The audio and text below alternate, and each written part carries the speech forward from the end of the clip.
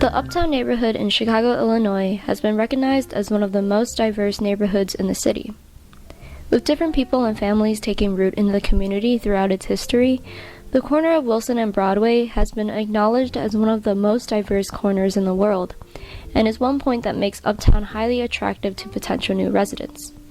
But what happens to that diversity when outside speculators, political figures, and potential residents fail to acknowledge the longtime residents who historically have made Uptown what it is? Before I begin, it's important to start with a brief history of how Uptown became what it is today. At the turn of the 20th century, Uptown developed into a highly affluent neighborhood, its residents rich and notable. During this time, massive urban development was on the rise and spurred the growth of the neighborhood. Uptown was highly attractive as it was away from the congested centers of the city, but still had elements of one, like a suburban utopia. Families and newlyweds were drawn to the family-friendly, healthier space that they had heard of in the north side of the city. As a result, there was unprecedented population growth and caused a scramble for property as values went up. The demand began rising too high and the housing market could not keep up, resulting in the debut of the one-room apartment. Apartments were subdivided over and over again to accommodate more residents seeking affordable rent, and the trend of apartment hotels such as the Leland Hotel and the Lawrence House was on the rise, foreshadowing the flight of other residents who were repelled by the new wave of different residents and less than adequate housing. While Uptown was highly successful as an entertainment district with the Uptown Theater, the Riviera Theater, the Aragon Ballroom, and the Green Mill, businesses and homes gradually degraded as less and less investment into Uptown as a community was put in. Businesses such as cheap hotels started to become much more lucrative. More and more people were moving in, exacerbating the overcrowding issue, which people tried to remedy by subdividing apartments even more, crowding people into unsafe buildings. Uptown also became much more diverse in the midst of trends like the Great Migration of African American populations northward, pushing for the Native Resettlement Act, the movement of poor Southern Appalachian whites north to places like Chicago, as well as immigrants and refugees from Asia following the relaxing of immigration policy in the mid-20th century. Many of these people were looking for labor and affordable rents and turned to Uptown for their needs. So where are we now, and why does that matter? A sort of inner-city settler colonialism exists now in Uptown and has been continuing since the 20th century. Uptown has been targeted for urban development without regard or input from the residents who have been there for generations. Urban renewal is often seen as urban removal by residents being displaced by new developments.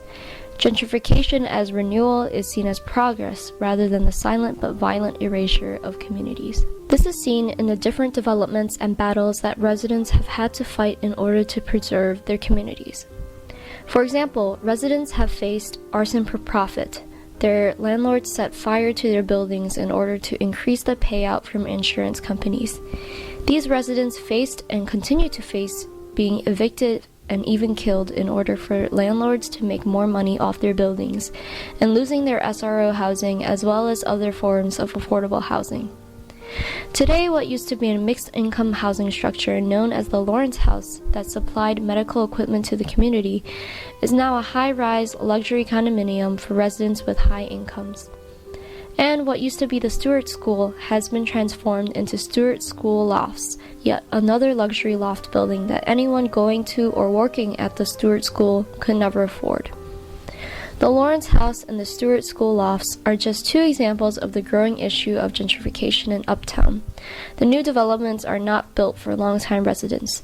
Rather, they're for newer, more affluent potential residents, with no regard for what will happen to previous residents. Maybe if I could change something, I think that it would be to have an investment in buildings and places for long-time residents, whether they are homeless or in other types of situations, an investment for them to have nice places to live the way more wealthy people are getting their spaces, right? I mean, to see something like Lawrence House go from, providing medical equipment and SRO housing to residents into like a luxury condo building or with a fancy ass coffee house in the lobby, like that is not the kind of turn I would like, that's too much, right? If it was like something else, I mean, it just like you're kicking out people and, you know, yeah. And so just like if you took Lauren's house and made it something that was more mixed income housing, or something that just acknowledged that, you know, people have been there for a long time. Despite these circumstances, it's important to understand that just because Uptown has been a target of urban development and gentrification, the residents do not sit silently. For example, in the fight of Hank Williams Village versus Truman College, in place of a community college campus that would displace thousands of community members from their affordable housing, Uptown residents proposed a different community center that not only would preserve residents' homes, but also provide social services and support to them. Although this battle was lost, and Truman College stands where Hank Williams Village could have today, the residents of Uptown were able to fight the size of Truman College, making their loss much smaller than it could have been. Uptown is also a place of resistance and growth for the residents.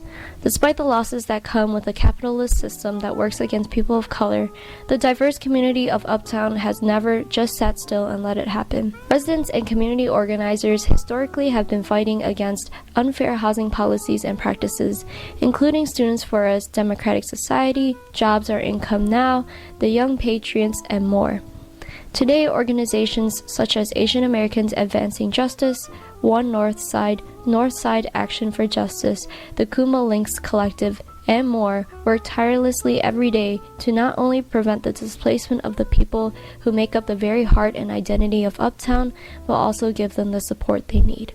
The Uptown community has never stopped fighting, and their battle continues to this day. Their efforts to maintain their presence, to resist the system, to make a better life for themselves and the generations after them should not go unrecognized.